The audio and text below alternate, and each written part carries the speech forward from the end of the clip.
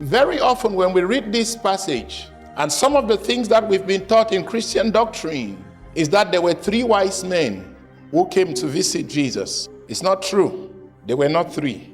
There is nowhere in the scripture where it is recorded that there were 3. They presented 3 categories of gifts, but they were not 3 in number. Are you with me? Yes, sir.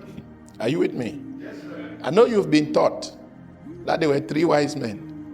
And some of you who have 3 boys like me, you go around bragging that you have 3 wise men. There is nowhere in scripture where it is written that there were 3 wise men.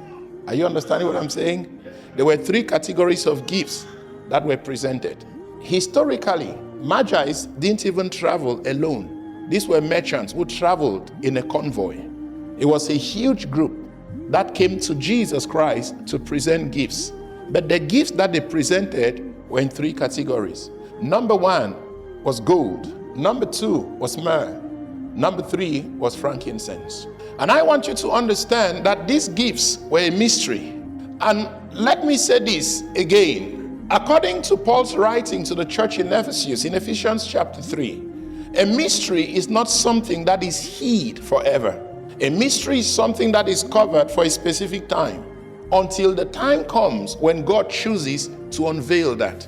So the gifts that were presented to Jesus were a mystery. They were a mystery because their significance was only revealed, a portion of it after his death, a portion of it during his life.